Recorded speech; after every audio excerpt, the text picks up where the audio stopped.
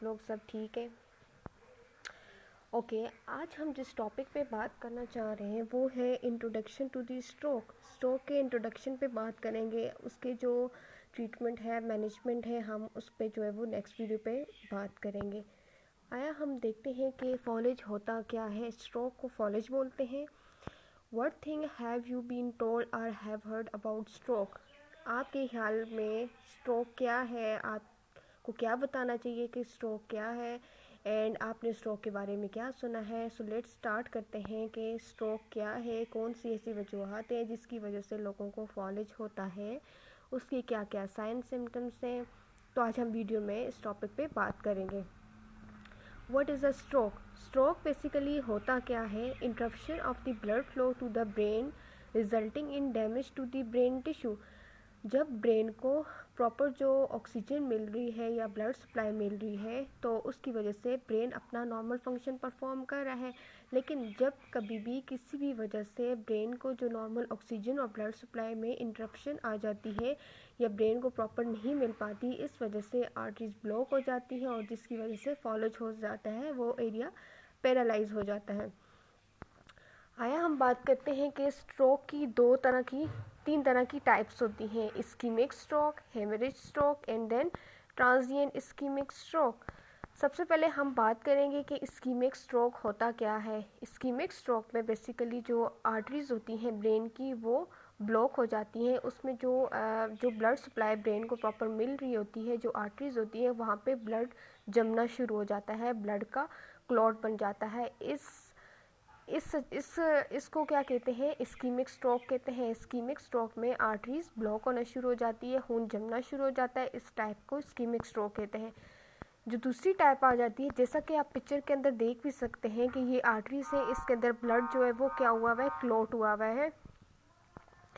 दूसरी टाइप हम देखते हैं हेमरेज स्ट्रोक। हेमरेजिक स्ट्रोक में क्या होता है? बेसिकली इसमें जबकि आर्टरीज के अंदर ब्लड जमना शुरू नहीं होता, बल्कि आर्टरीज आर्टरीज होती है वो फटना शुरू हो जाती हैं, ब्रस्ट हो जाती हैं किसी भी वजह से। Bleeding into the brain when a blood vessel burst. जैसा कि आप यहाँ पे देख सकते हैं पिक्चर के अंदर, यहाँ पे जो आर्टरीज है वो ब्रस्ट हुई हुई है और जो खून है बाहर फैला हुआ है। इस कंडीशन को हेमरेजिक स्ट्रोक कहते हैं। जो तीसरी टाइप आ जाती है, what is a transient ischemic stroke. इस पे बेसिकली क्या होता है, जो सिम्टम होते हैं ट्रांजिएंट इस्कीमिक स्ट्रोक के, ये कुछ ही टाइम के लिए होते हैं, ये कुछ टाइम बाद खुद ही ठीक हो जाता है। लेकिन ये एक वार्निंग साइन भी है, एक वार्निंग सिचुएशन भी है। ये बहुत ही मिनी स्ट्रोक है, ये कुछ टाइम के लिए होता है, और ये वार्निंग स्ट्रोक भी है, ये फुल स्ट्रोक भी काज कर सकता है। इसमें जो है वो आपको इस चीज़ को लाइट लेने की ज़रूरत नहीं है। आप जो है वो इमरजेंसी में 911 पे कॉल भी कर सकते हैं, आपको मेडिकल अटेंशन की ज़रूरत होती है। What are the sign and symptom of stroke? क्या क्या सिम्टम्स होते हैं जब बंदा पैरालाइज हो जाता है, उसके आपको क्या क्या सिम्टम्स मिलते हैं? साइन एंड सिम्टम आ जाते हैं किसके? ट्रांजिएंट इस्कीमिक स्ट्रोक के। आपको साइन और सिम्टम मिलेंगे जब आपको ट्रांजिएंट इस्कीमिक स्ट्रोक होगा। ये शॉर्ट टाइम के लिए होगा और ये खुद ही 1 घंटे बाद खुद ही रिजॉल्व हो जाता है, लेकिन ये क्रिटिकल भी हो सकता है। इस चीज़ को आपने लाइट नहीं लेना, आपने फ़ौरन से आपको डॉक्टर से रजू करना है और इसमें आपको मेडिकल अटेंशन की ज़रूरत होती है। और आप फ़ौरन से ये आपको नीचे कॉल नंबर लिखा हुआ है 911 पे आप कॉल करें और फ़ौरन से आप ट्रीटमेंट स्टार्ट करवाएं। इसके अलावा क्या क्या साइन एंड सिम्टम आ सकते हैं ट्रांजिएंट इस्कीमिक स्ट्रोक के? आपको सडन वीकनेस एंड नमनेस मिलेगी।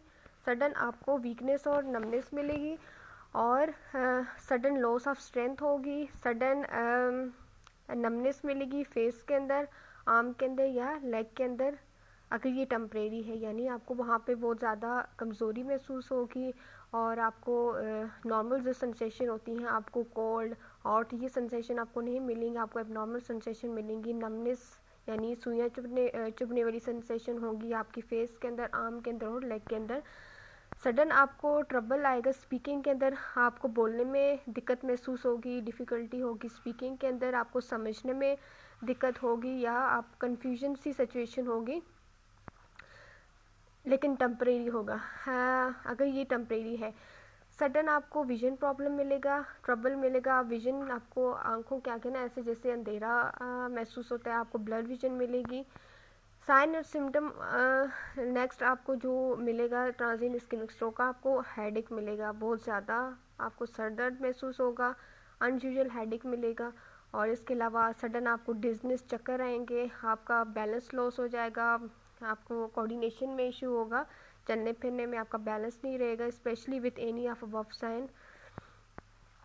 इसके अलावा अगर आपको किसी भी इमरजेंसी की ज़रूरत है तो if you are someone you know is having sign of stroke, अगर आपको मिल रहे हैं इस तरह के साइन और सिम्टम्स तो आप फ़ौरन से कॉल करें 911 पे इमीडिएटली। इसके अलावा reducing your risk factor, there are 2 type of risk factor for stroke. अब हम देखेंगे कौन से ऐसे ख़तरात आ जाते हैं स्ट्रोक के। कुछ नॉन मॉडिफाइबल्स होते हैं, कुछ मॉडिफाइबल्स होते हैं। कुछ चीज़ें ऐसी हैं कि जिनको हम चेंज कर सकते हैं, लेकिन कुछ चीज़ें ऐसी हैं जिनको हम चेंज नहीं कर सकते। कुछ चीज़ें जेनेटिकली होती हैं, फैमिली की तरफ से होती हैं। जो नॉन मॉडिफाइबल रिस्क फैक्टर्स हैं इनको हम मॉडिफाई नहीं कर सकते। जिस तरह एज आ जाती है, एज देखते हैं, इसके अलावा उसकी फैमिली हिस्ट्री देखते हैं, फैमिली में तो किसी को नहीं हुआ। इसके अलावा वुमेंस के, इसके अलावा जेंडर देखा जाए तो हमारे पास जो मोर कॉमन मेन के अंदर है कंपेरेटिवली वुमेन के। इसके अलावा हाई रिस्क ग्रुप जो एशियन, अफ्रीकन, अमेरिकन है, इनके अंदर जो है वो एबोरिजिनल, इनके अंदर जो है वो ज़्यादा चांसेस हैं, ज़्यादा रिस्क है स्ट्रोक होने के, क्योंकि एशियन में ना ज़्यादातर अल्कोहल का यूज़ और होता है, और इसके अलावा स्मोकिंग लोग बहुत ज़्यादा करते हैं, क्योंकि वहाँ ना लोगों का एशियन में लोगों का ट्रेंड है, फैशन है सोसाइटी के अंदर स्मोकिंग करना, अल्कोहल यूज़ करना। तो ये भी एक फैक्टर हो सकता है जिसकी वजह से जो है वो ज़्यादा रिस्क है एशियन लोगों के अंदर। इसके अलावा देखा जाए सर्टन मेडिकल कंडीशन आ जाती हैं increasing your like of having a stroke or another stroke, your doctor can prescribe specific treatment to control this condition। आपको अगर आपको इस तरह की कोई भी कंडीशन लगे तो आप फ़ौरन से डॉक्टर से कांटेक्ट करें ताकि वो आपकी कंडीशन को एनालाइज कर सके और आपको ट्रीटमेंट जो है वो प्रिस्क्राइब कर सके। इसके अलावा मॉडिफाइबल रिस्क फैक्टर्स ऐसे हैं जिनको हम चेंज कर सकते हैं। प्रीवियस स्ट्रोक, पेशेंट को कोई प्रीवियस कंडीशन तो नहीं है, प्रीवियस स्ट्रोक या ट्रांजिएंट इस्केमिक स्ट्रोक तो नहीं है। इसके अलावा पेशेंट का ब्लड प्रेशर तो रेज़ नहीं हो रहा, क्योंकि जब आर्टरीज़ ब्लड प्रेशर जब ज़्यादा होता है तो तब आर्टरीज़ ब्लॉक हो जाती हैं, और ब्लॉक होने की वजह से ब्लड फ्लो कम होता है, और जब आर्टरीज़ ब्लॉक होंगी, ब्लड फ्लो कम होगा और ब्लड प्रेशर रेज़ होगा, तो इस वजह से भी जो है वो स्ट्रोक हो सकता है। इसके अलावा हाई कोलेस्ट्रॉल की वजह से भी आर्टरीज़ में क्या होता है कि जो फैट होता है वो डिपॉजिट होना शुरू हो जाता है, इस वजह से भी जो है वो आपको हो सकता है। तो आप कोशिश करें कि आप अपने ब्लड प्रेशर को मैनेज करें, अपना कोलेस्ट्रॉल लेवल। इसके अलावा हार्ट की भी कोई ऐसी कंडीशन है जिस तरह आर्टरियल फिब्रिलेशन आ जाती है कि हार्ट की अगर आपको कोई कंडीशन है तो उस वजह से भी आपको जो है वो चांसेस हो सकते हैं स्ट्रोक के। अगर आर्टरियल फिब्रिलेशन एक ऐसी कंडीशन है जिसमें क्या होता है कि जो उसके रिज़ल्ट में जो स्लो हो जाता है, जो फ्लो ऑफ ब्लड एट्रियम में होता है, ब्लड पूल होना शुरू हो जाता है, स्लगिश होती है, तो वो लीड कर सकता है कि जो ब्लड क्लॉट बना है, अगर क्लॉट हार्ट से ट्रेवल करके ब्रेन तक जाए तो तब भी स्ट्रोक काज कर सकता है। इसके अलावा डायबिटीज़ भी एक, डायबिटीज़ की वजह से भी जो है वो ये भी एक रिस्क फैक्टर है जिसकी वजह से आपको स्ट्रोक हो सकता है। डायबिटीज़ में ये होता है कि जो एक्सेसिव ज़्यादा अमाउंट के अंदर जो ब्लड ग्लूकोज के रिज़ल्ट में क्या होता है कि जो इंक्रीज़ हो जाता है फैटी डिपॉजिट और क्लॉट बन जाता है ब्लड वेसल के अंदर।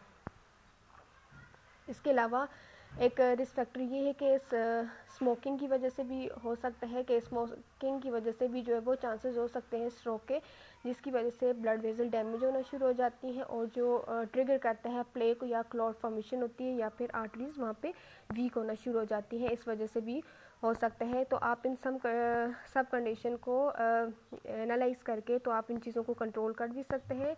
डायबिटीज़, अपने शुगर लेवल को, अपने ब्लड प्रेशर लेवल को, अपने कोलेस्ट्रॉल लेवल को, अपने स्मोकिंग वगैरह को।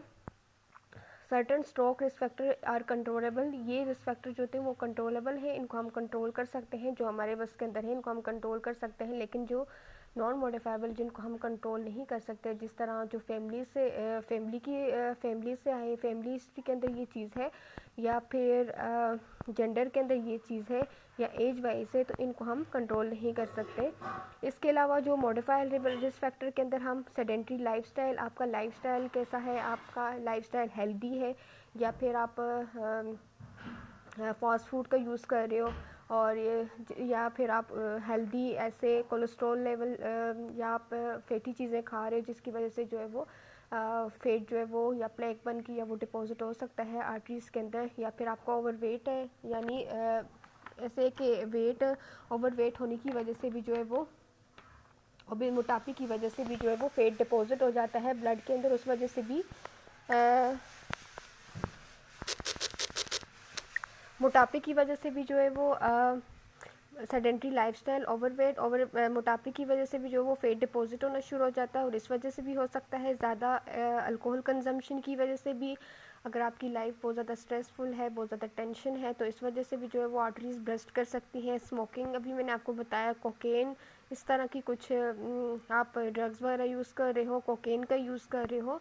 इसके अलावा what is the easiest change that you could make to improve risk factor, आप कैसे इम्प्रूव कर सकते हो अपने रिस्क फैक्टर्स को, कैसे जो है वो कंट्रोल कर सकते हो अपने, ताकि आपको स्ट्रोक ना हो। सबसे पहले आप मेडिकल कंडीशन के अंदर ये देखते हो कि आपको प्रीवियस कभी ट्रांसिएंट इस्केमिक स्ट्रोक है तो नहीं है, आपका ब्लड प्रेशर रेस तो नहीं होता, आपका कोलेस्ट्रॉल लेवल ज़्यादा तो नहीं होता, और आपको हार्ट डिजीज़ तो नहीं है, इसके अलावा आर्टेरियल फिब्रिलेशन तो नहीं है, इसके अलावा डायबिटीज़ तो नहीं है, इसके अलावा आपका लाइफस्टाइल देख तो आपका लाइफस्टाइल किस तरह है, हेल्दी लाइफस्टाइल का है, आपका खाना पीना कैसा है, इसके अलावा आपकी रूटीन क्या है, सेडेंटरी लाइफस्टाइल तो नहीं है कि आप जो है वो आपकी कोई एक्टिविटी नहीं, आप खाते पीते और बस इस तरह की प्रॉपर कोई एक्टिविटी नहीं है, वेट मोटापा ज़्यादा तो नहीं है, इसके अलावा ज़्यादा अल्कोहल तो कंज्यूम नहीं कर रहे, इसके अलावा आप किस तरह की हेल्दी लाइफ गुजार रहे हैं, स्ट्रेसफुल टेंशन